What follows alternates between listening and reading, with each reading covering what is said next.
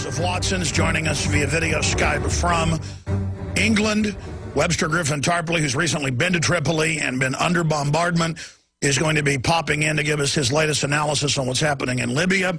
And we have a maiden voyage here of a political researcher who I've listened to and read over the years. Harley Schlanger will be joining us coming up in the second hour to talk about world events and the economy. And, of course, we'll have open phones throughout the entire third hour today. Coming up, I'm going to get into the big economic developments, also news that Strauss-Kahn's New York sexual assault case has been dismissed. All a setup, all a psyop. Also, new home sales fall. 2011 could be worst year yet. I thought we were in a great recovery.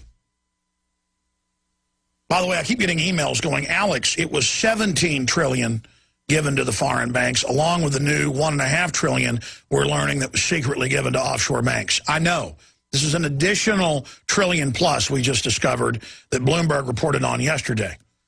If you put all the numbers together, the number I got as of a year ago, and they haven't released new numbers, is $28 trillion given to offshore banks and domestic media. It's a total buy-off. A total payoff. Some of them direct cash payments, others 0 or less % loans to banking institutions that then turn around and loan the money out. 10 to 1. For every dollar they have, they can loan out 10 and get interest on that. It's literally making money out of nothing. So we're going to be going over all of that as well today. Now, that said, I want to just briefly break down what happened in Libya. I'll give you the latest big developments, the latest hoax that's been exposed. Muammar Gaddafi, 40 years ago, staged a coup against British government-backed puppet dictator that operated as a royal house, a monarchy. Before that, the fascists had been in there under Mussolini. The first use of nerve gas against populations. The Libyans are just constantly being overrun and taken over, and they fought back each time, and they're sick of it. And so Gaddafi kicks out the British-installed puppet monarchy 40 years ago. He is a dictator, but he's a popular dictator overall and actually does give most of the oil wealth to the population. The population explodes. Cities rise out of the desert. Gaddafi gets framed a lot for terrorism that Iran carries out. Gaddafi, clearly not a good guy at the end of the day, but compared to the globalist, he is not in line with their overall world program. 7 years ago, he signs deals with Europe and the U.S.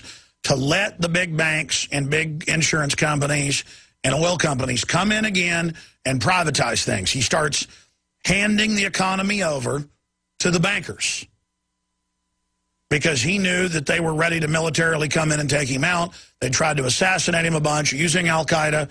That came out in the BBC. So he said, okay, I'll just give you most of the country. Just let us keep some of the oil revenue for the population. And they said no.